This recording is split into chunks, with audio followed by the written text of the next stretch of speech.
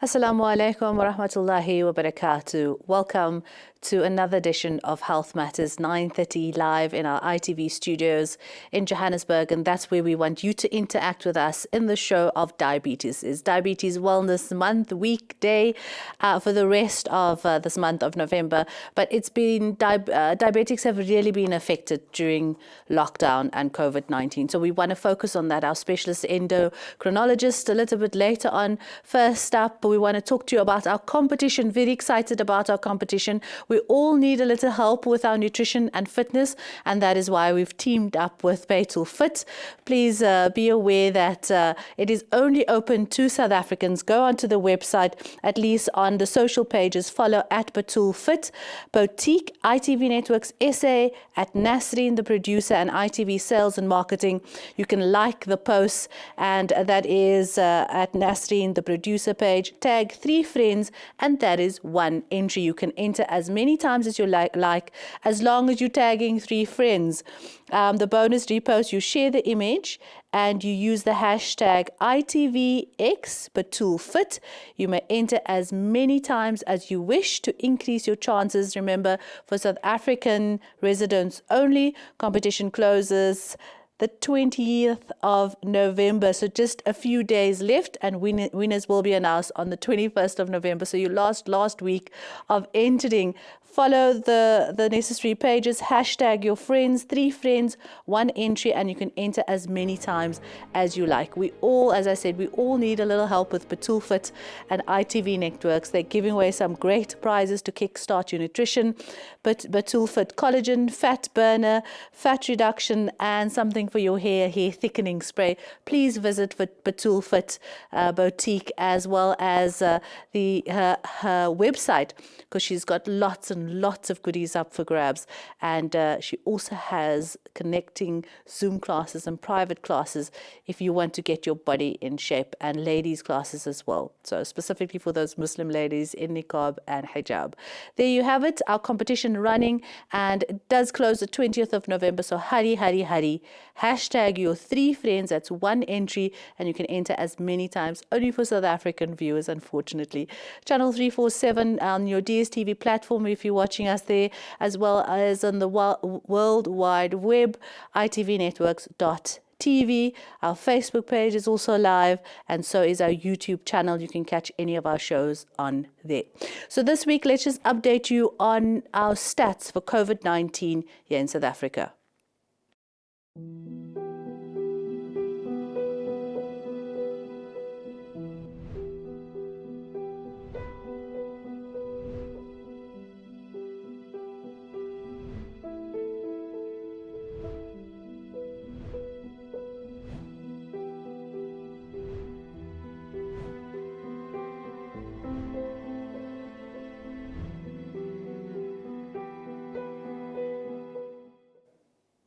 We pray that everybody is well, looking after themselves and taking the necessary precautions, still following the social distance of 1.5 meters, 2 meters. Stay home if you have the underlying conditions, and also protect yourself by using hand sanitizer all the time, and wash your hands. I think by now everybody knows, wash your hands for happy birthday twice. So now let's look at Zaid Ishmael, life coach and author, on our Wellness Weekly.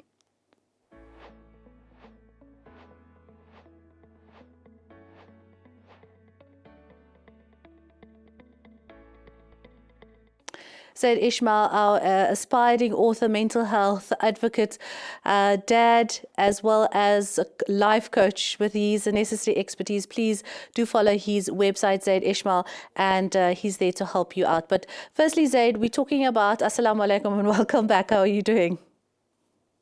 Wa alaikum assalam. I'm doing well, alhamdulillah. Jazakallah for having me back on your show. Only a pleasure. Very excited to have you back. So we understand that, you know, the diabetes patients have suffered quite intensely during COVID-19. I've even come across those that said, no, I'm not going to hospital even for my follow-up. So we understand, you know, these chronic illnesses, also commonly referred to as lifestyle diseases, as we know, it is a focus on how you are living and what you are doing to yourself and your body. Now, lifestyle diseases include those like heart disease, cancer, hypertension, and references to lifestyle diseases is often, just brushed aside. Can you share some thoughts on this? Yeah, the lifestyle disease issue is quite a serious one because we've kind of grown accustomed to referring to it as chronic illnesses, and chronic illnesses automatically we think of chronic medication to respond to it, right?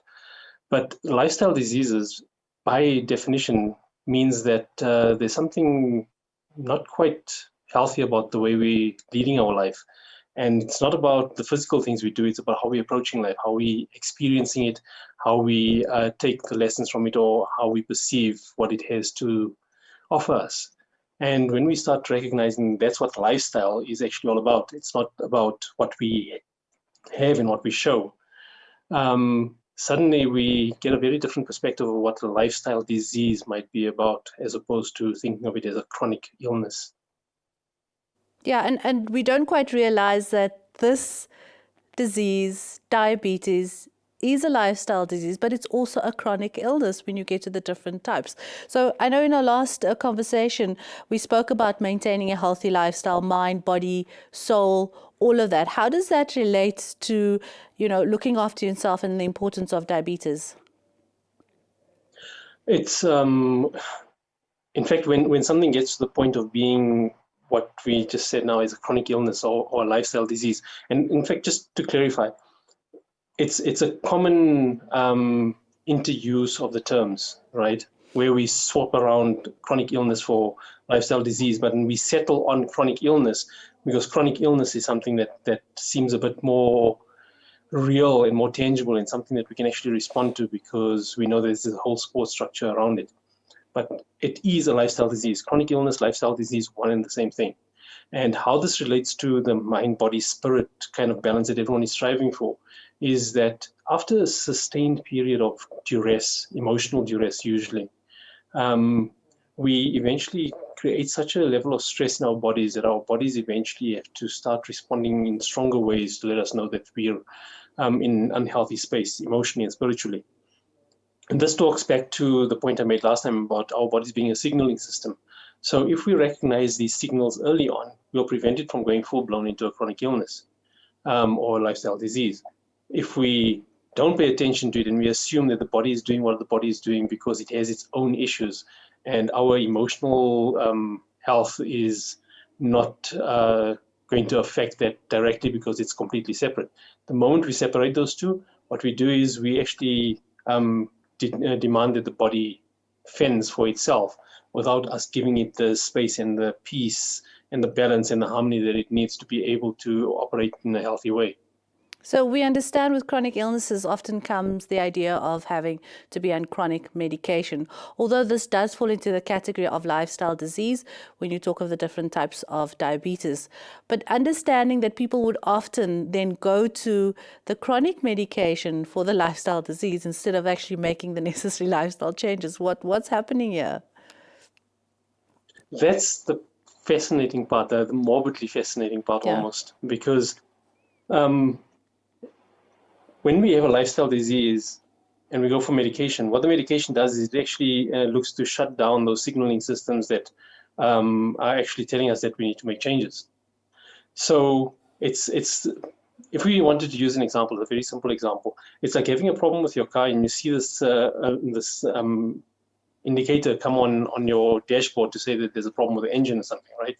Just as an example. And instead of fixing what's wrong with the engine, you go and you disconnect the signal that's telling you that there's a problem with the engine. And then we think that the problem is gone because the signal doesn't come up anymore, right? And that's what happens when we medicate without considering what is the underlying cause of the illness. And the underlying cause is not another physical ailment, it's the emotional duress that we place ourselves under. And I say we place ourselves under it because that emotional duress is something that we experience because of what we choose to take from our life experiences. And what we believe is possible. Sorry, just how important is it when you are making those lifestyle changes and you're on the chronic medication, but you also decide that, listen, I need to make the necessary lifestyle changes. How does that complement your life? for starters, the chronic medication should always be considered as an intervention and interim measure. It should never be considered as a long-term solution, right? Because long-term, what you're doing is you're then changing the way your body has to operate because you're introducing all of these foreign things into it to shift the way it actually talks to you. As far as the lifestyle changes are concerned, again, I need to re-emphasize the fact that lifestyle changes is not about whether you're chasing money or you're chasing a career or you're chasing something else. That is a symptom of what it is that you need. And if you don't recognize what it is that you need emotionally, spiritually, what's lacking, what your insecurities are, what your vulnerabilities are, and you don't deal with that in a healthy way, then all you're doing is you're distracting yourself from the real issue because you're afraid of exposing your vulnerability, which means that you feel like it's going to be a weakness. Yeah. And it's this fear of being exposed, this fear of our shame becoming visible, this fear of being needy and dependent on others. It's that creates this internal tension that eventually results in these lifestyle diseases that we see. And lastly, Zaid, I just want you to talk quickly on talk therapy and how this affects those that with chronic illnesses in combination of understanding that it will improve your lifestyle and, you know, how it actually will improve you, because many are skeptical about the idea. Talk therapy is very important. Think about it this way. If we don't have anyone to talk to about something that is troubling us, we end up internalizing it to the point where it becomes toxic to us, because we start getting headaches, we start feeling stomach aches, all sorts of things that happen to us because of the physical duress we place ourselves under from having to, like we often say, bottle it up, right? So talk therapy, if it's with someone that is skilled in being able to guide you through the process, is very beneficial, because what it does is it leads towards understanding what it is that we're experiencing that making us feel at odds with life, basically. So if you speak to any healthcare practitioner across the board, they'll all tell you that the one thing that affects health the most is unhealthy stress. And unhealthy stress is when we don't deal well with the pressures of life, right? So if unhealthy stress, and stress being the operative word, is what causes illness in the body more than anything else around, then it makes sense that our perception of what it is that we're dealing with in life is most important. And our perception is not going to change based on medication. Yeah. We're not going to be able to change our perception about life. But talking about it and understanding the cause and effect of our value system, our beliefs, our needs, our support structure, what we take from it, our cultural heritage, all those influences that shape our view of the world, talking about it to someone who understands how that all comes together and shapes our emotional experience of life, that leads to understanding, and that understanding is what removes the underlying stress. Let us realize the importance of talk therapy with that. With Zaid Ismail, shukran so much for your time. Unfortunately, we just have to cut you there. Our time has run up. We appreciate your time. We will chat again. All the best. Assalamu alaikum to you. That was all the time we had for in our wellness insert, and Zaid Ismail having some pertinent information to say. Please connect with him via his website. We'll talk more the second or the first most important person in your team when it comes to diabetes and your situation going forward. Just after this, stay with us.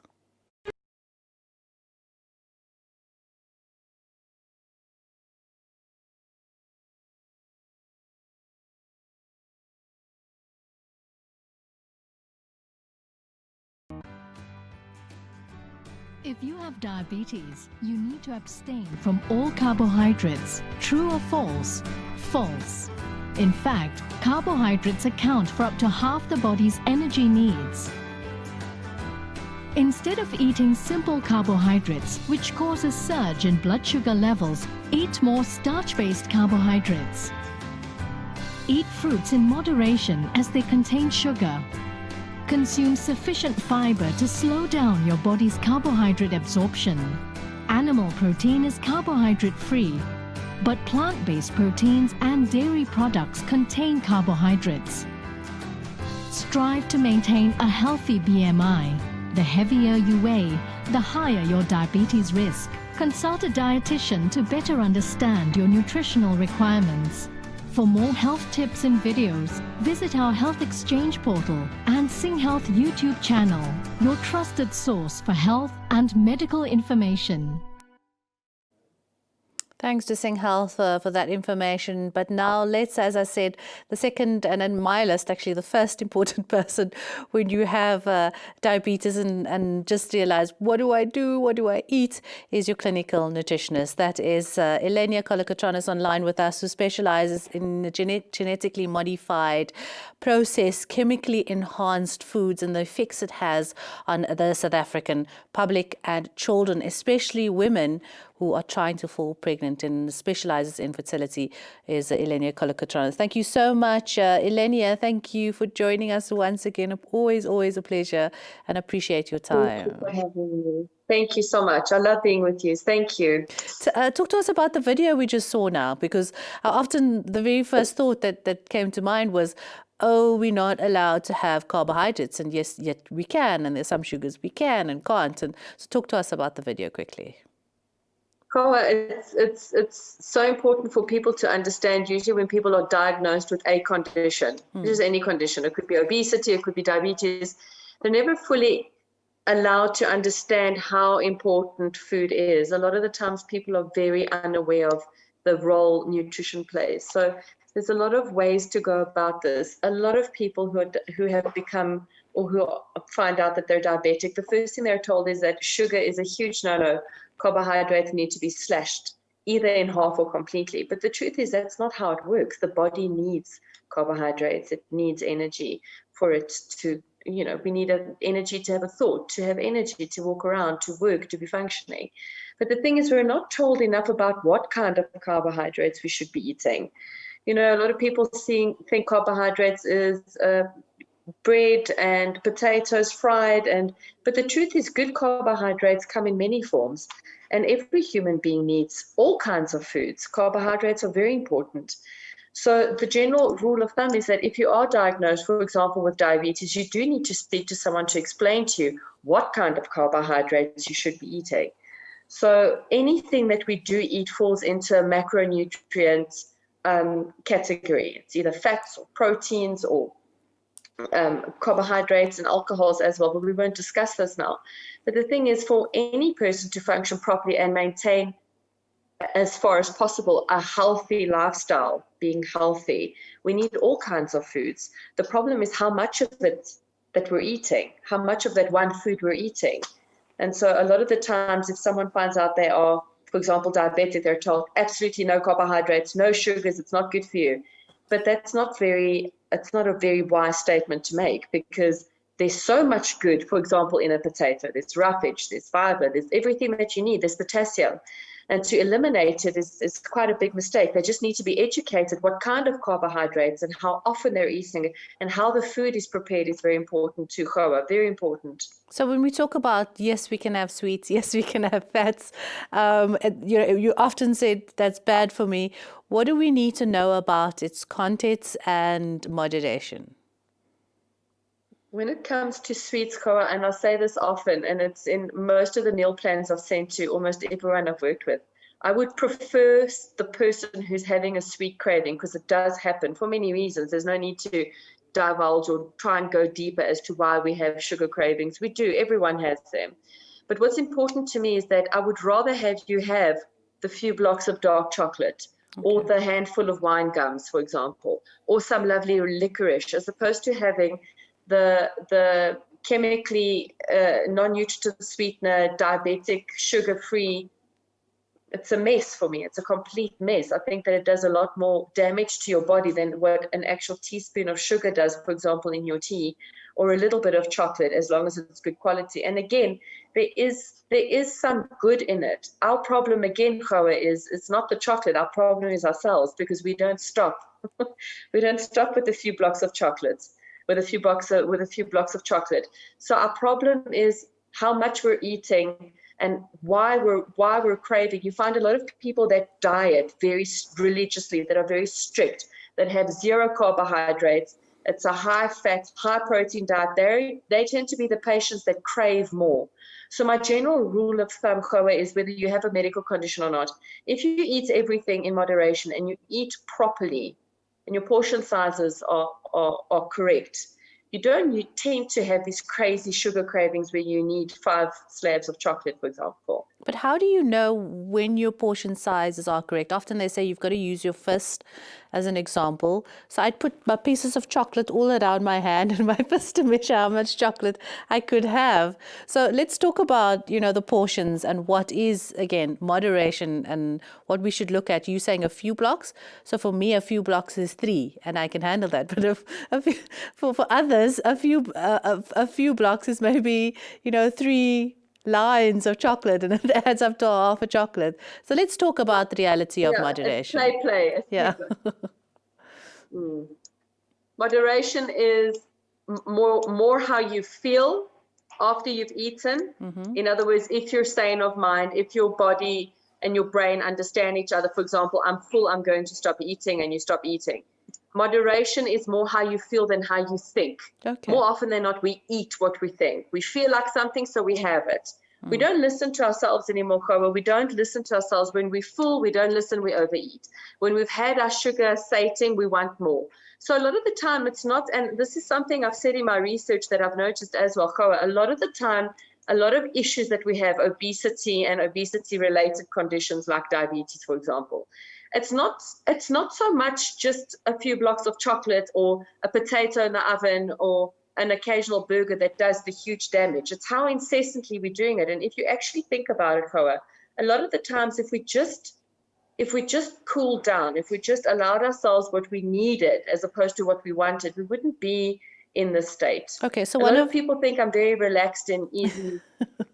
Sorry, go ahead. No, you are very relaxed. But one of our viewers is saying that, you know, but the eating of chocolate initiates the production of insulin, therefore the sugar craving. And you have that, so they end up finishing the entire slab of chocolate. Your comments? It depends, Koa. Okay. I'll tell you why it depends.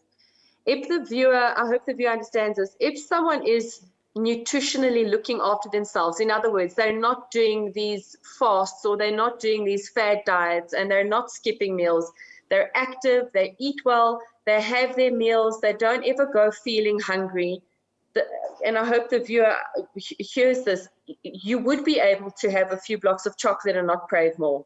And again, your insulin goes up when you eat anything, even if it's a handful of blueberries. So the general rule of thumb for me is when I say I'm very relaxed about things, I am quite strict when I need to be if I'm working with someone that's really ill. But the general consensus is that your body doesn't need a lot. You know, I'm the first person who has a problem with a few blocks of chocolate. It's never enough, a few blocks of chocolate. Yeah. But the difference is that I haven't gone into eating those few blocks of chocolates when I'm starving. That'll end up leading me to want 2 or 3 slabs to feel full. The fact remains that everyone's going to have a few blocks of chocolate, even if you have a few strawberries, even if you have a handful of nuts, the same thing happens. So I think we need to be very conscious about what type of people I'm speaking about here. Okay. If we're speaking about someone that is ill, that has type 1 diabetes, obviously the theme of the story will change. But I mean, I'm talking about people who are healthy as possible, and worry about having a little bit of chocolates that's going to make them sick or not. That's not how it works. A few blocks of chocolates now and again is not going to make you ill. There's a huge plethora of factors that factor in before you do become ill, for example, obesity, diabetes, and so on. So let's talk about the salt. Some people say that they don't salt their food. Should they still be worried about sodium? Sodium, people should only worry about sodium because if you have excess amounts of it, it can raise blood pressure. But we also need to understand, Koa, that we don't just have salt in our food. We don't know how to read food labels, unfortunately. So what happens is we're having a lot of hidden salt. Meat that's been cured, long life,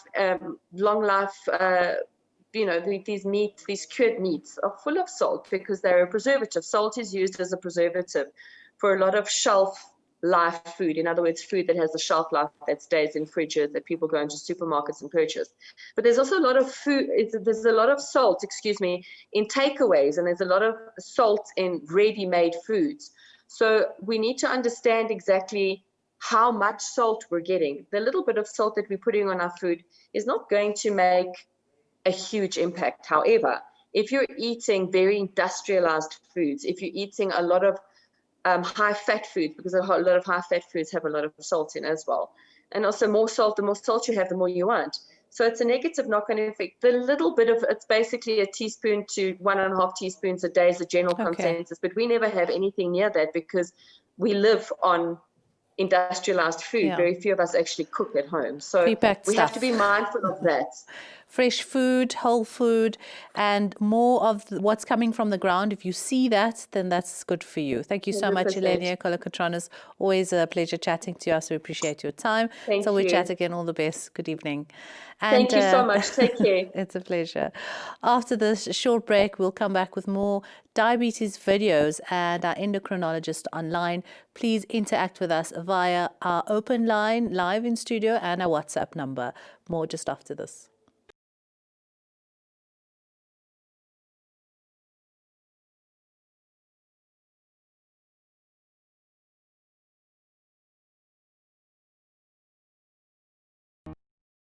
There are several forms of diabetes.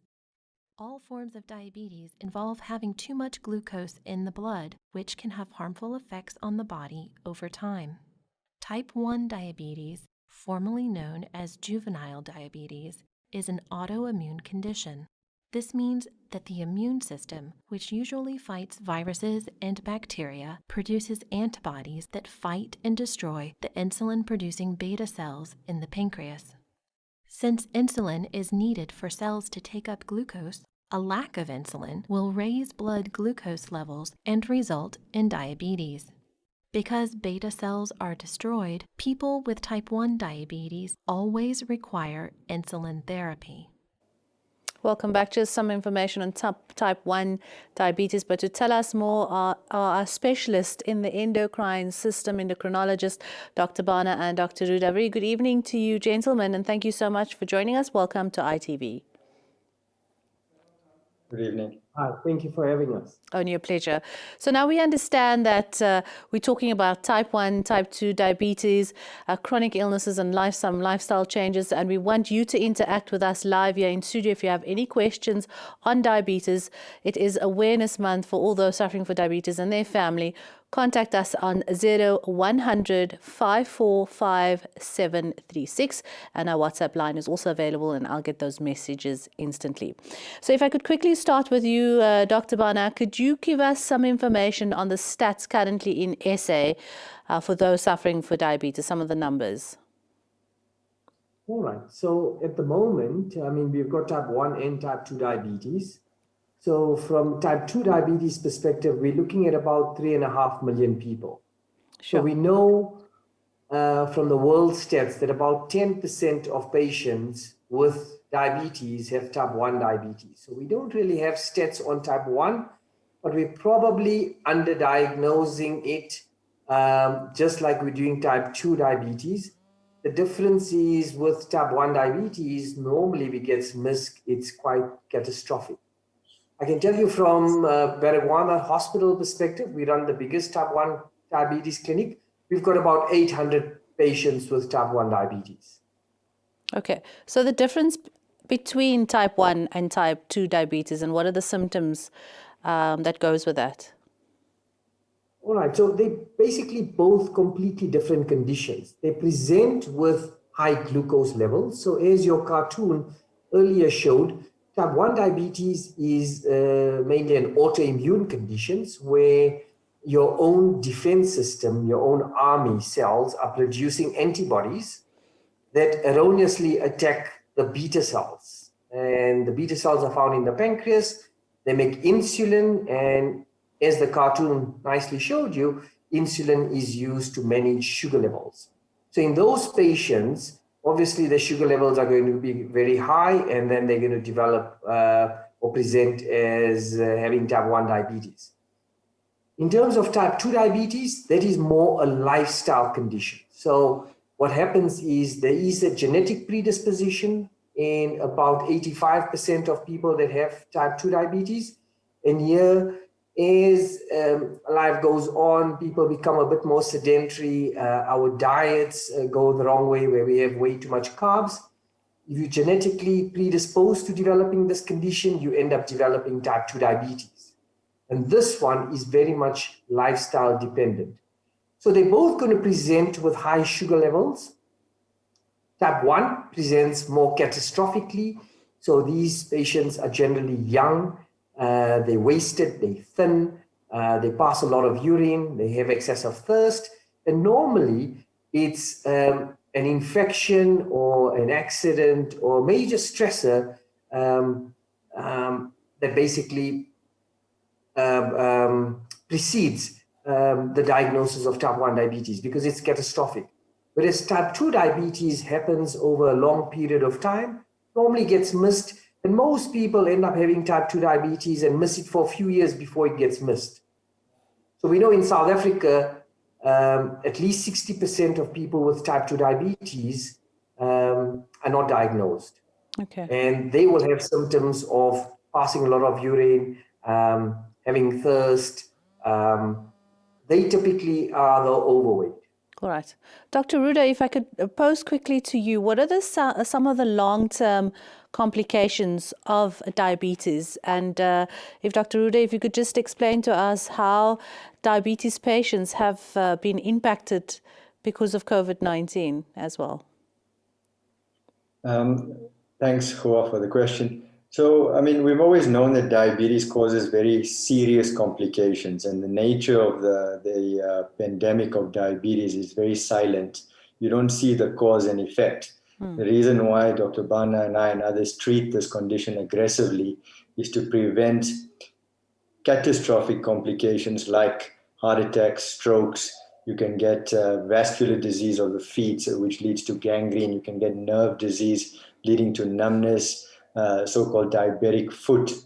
And you can get eye disease, we call it retinopathy, which can eventually lead to blindness. And some patients even get kidney disease, which can be quite devastating because these patients need dialysis and what we call renal replacement, sometimes even needing transplant.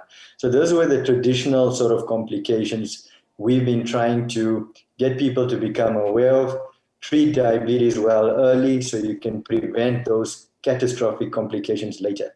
What's come to the fore now is with COVID-19, this pandemic that's around, we've always known that poorly controlled diabetes leads to poor immune function. Your immune system cannot fight infections very effectively. And we're seeing that certainly with COVID-19, where patients with diabetes, especially poorly controlled diabetes with other complications as well, and obese patients, if they get COVID, there's a higher likelihood that they'll get it very severely. So I tend to think of it as a more acute complication that's around the corner, and it just justifies the reason why we need to act more aggressively with diabetes control, and people need to be more aware of it. So I think that's what we need to know about complications as we currently see it. I found that in conversation, people would just say, listen, I haven't attended my appointment. I haven't gone to hospital. I'm so afraid of COVID-19. There's so many restrictions when you're going into both government and private hospitals. How does this affect diabetes patients when they are not keeping to their follow-ups, their appointments, or going to see the doctor when they need to, the specialist? Dr. Ruda?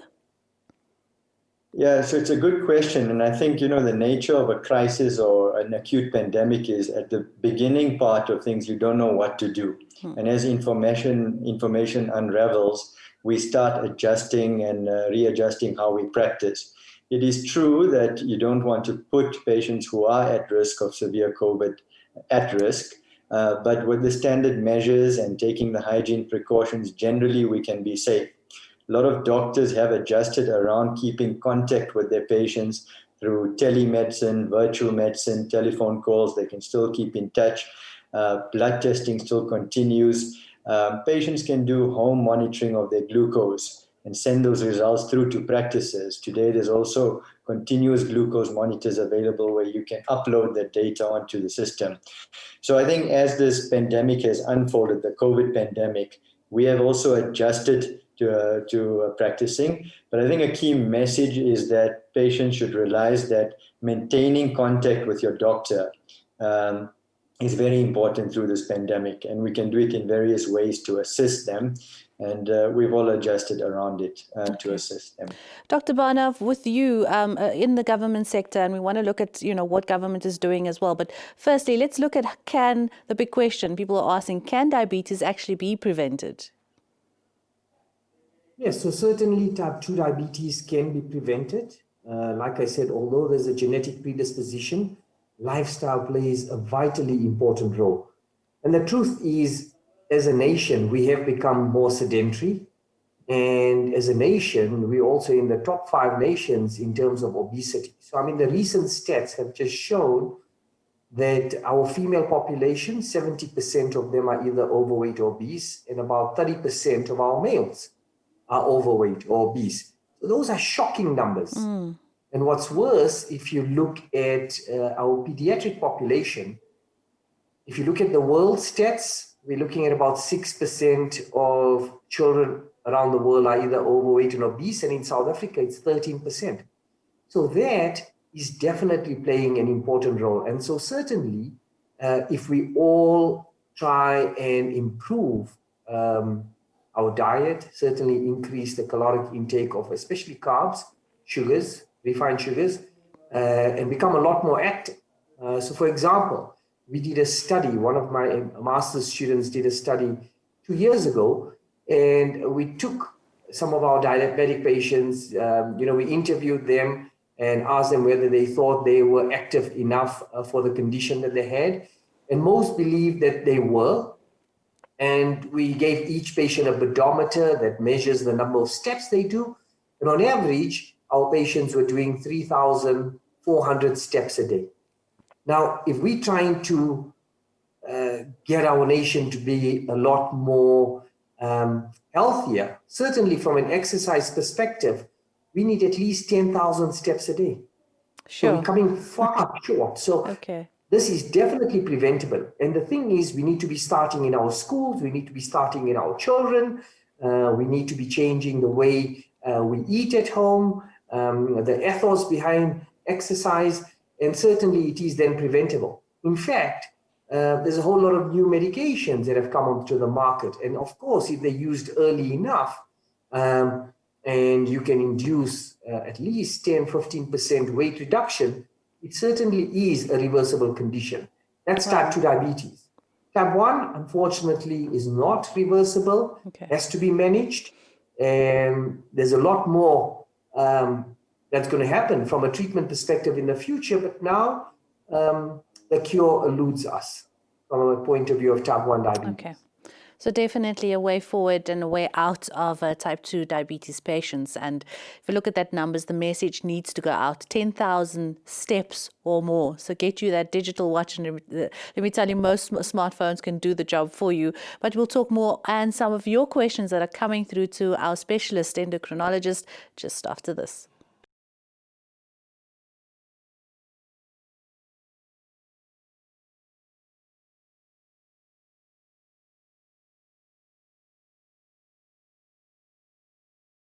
Type 2 diabetes is the more common form of diabetes.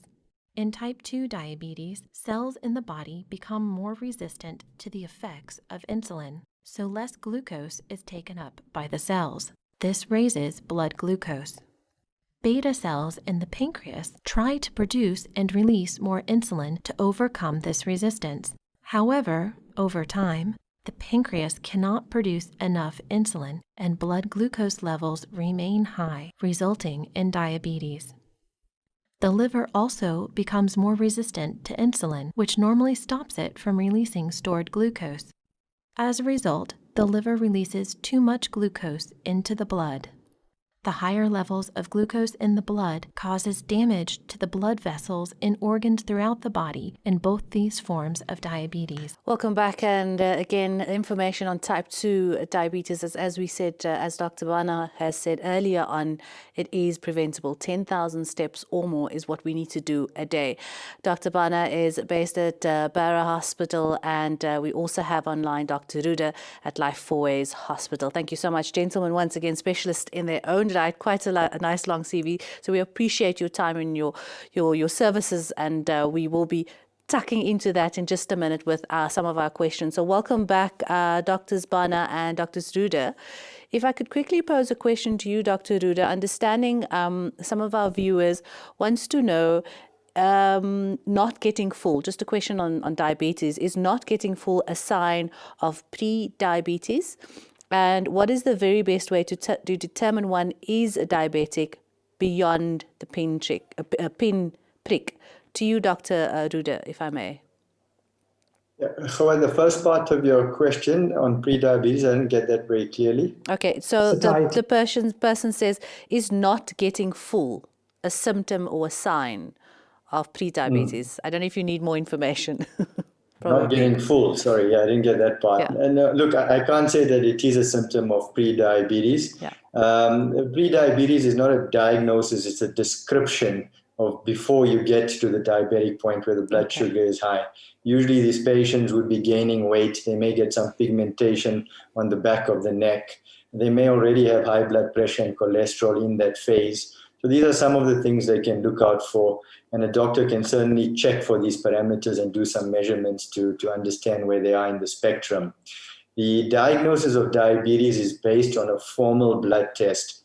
The pinprick or the finger prick can be suggestive of diabetes, but you need to formalize it. So we say a fasting blood glucose if you haven't eaten for 8 hours, and you get a formal blood test done. If that's usually above 7 or random glucose over 11 can be called the diagnosis of high blood sugar or diabetes. So that's a formal test that's done. Yeah. Okay, and to you, Dr. Bana, a question from one of our viewers as well. What would be a pre-diabetic daily reading for a 69-year-old female? What if she does not want to start a medication regime? And she mentioned glucophage, I think, afraid of the side effects. Yeah, she's got quite a few questions, so let's just deal with that one at the moment. Dr. Bana. All right. So from what you're describing, a 69-year-old female who's been diagnosed with pre-diabetes already. So it depends on what criteria you're using. There's the WHO criteria, or what we call the International Diabetes Federation criteria. If your fasting glucose levels are above 5.6 on the IDF or above 6 on the WHO, we consider those patients as having pre-diabetes. And certainly that's a warning sign, because obviously if things don't change, they're definitely going to be progressing towards type 2 diabetes. Now, there are certain countries that already start treating patients with pre-diabetes, and certainly that's going to be happening in South Africa, because the drug that she mentioned, metformin, Merck Pharmaceuticals have already put in proposition to our SACRA to register that drug for pre-diabetes. So the drug that she mentioned, I mean, does have some side effects, but they're very mild. Less than 10% of patients may complain of bloating, loose stools, flatulence, gastric symptoms that in most patients will just be temporary, lasting there for about a week, 2 weeks maximum, and then it will pass. But certainly at this point in time, we would say if somebody's got pre-diabetes and if they want to really take some action behind it, it's their 10,000 steps a day, getting to a point where they aiming to lose at least 5 to 10% of their weight. And then, of course, cutting down on the carbs. And I mean, we've got one of the experts here, Dr. Ruda, who spent probably a year and a half fighting the sugar industry for that very reason. And it was through his great help that, of course, the government then passed the sugar tax, because if we don't cut down on the carbohydrates, we don't cut down on sugar intake, which comes in the form of juices, carbonated drinks, the breads, the pastas, the potatoes, all the beige or white high GI carbohydrate foods, there's no way that patient's going to be able to reverse it. So there has to be a concerted effort in terms of lifestyle, and certainly from a dietary perspective as well. And yeah, they can do something about it. Just quickly on that same patient, she says that she does not, what does one do? She's not diabetic. She has an after dry, bitter, bland taste in her mouth after eating especially cheese and some of the starch foods. And also, what is your take on pepinos and pineapples because of its sugar content? Yeah, so I think this patient will do well in consulting with either a nutritionist or a dietitian, or going onto the website and basically try and classify the sugars into high glycemic, intermediate glycemic, and low glycemic. And whether it's cereals, whether it's fruit, whether it's the breads, they're all basically classified. Now, the two fruits that you described there, certainly pineapple, watermelon, the grapes, these would be high GI. And they've got sugar in it as well. It's called fructose. Yeah. Pepino is more intermediate. It depends on how much she's going to be consuming it. But certainly it's going to have an influence on her sugar levels. So in moderation, that's the key thing. Okay, everything. Dr. Ruda, we do have just a minute left, and I would like you to wrap up on the responsibility that we can take forward with your message that you were carrying, especially with what Dr. Bana just mentioned, your involvement in fighting the sugar industry. What is your opinion on what government should be doing? I think government needs to be doing a lot more to enable an environment that allows for healthier behavior. You know, last time we spoke as well, I spoke about the idea of developing a culture of higher living. And, you know, culture is a group of people living in the same geographic region for a period of time, inculcating the higher values of life. And government's role is to create policy that enables the activation of those higher values, which is austerity, moderation, simplicity. You know, there's a lot of want and desire at the moment in our communities. And that's where the desire for substances that are addictive come, you know. So there's a demand-supply issue. And I think government, if they're interested in the well-being of the population, and, you know, we always talk economics, but you can't have good economies if you don't have healthy people that are inspired. And I think government's job is to work at every level. We did the sugary drinks tax, but we need food labeling. We need, you know, control of marketing and advertising of unhealthy substances, so that the mental imprint on the population is changed a bit towards something of a different value. I think there's just too much negative information out there. And in an age, last comment I'll make, where there's too much information. Remember, in the past, people used to hold power by withholding information. Yeah. Today, people manipulate the population with misinformation. So the only way through it is a well-developed, intellectually self-sufficient and a critical thinking human. And that's what this invitation is about with non-communicable diseases and diabetes, is how we manage ourselves. From a religious perspective, if I may just use an example, it's the idea of managing what we call the desires of the mind, or the nafs in Islam, you know. And the great prophets and them have already alluded to this. And the science is now matching that philosophy.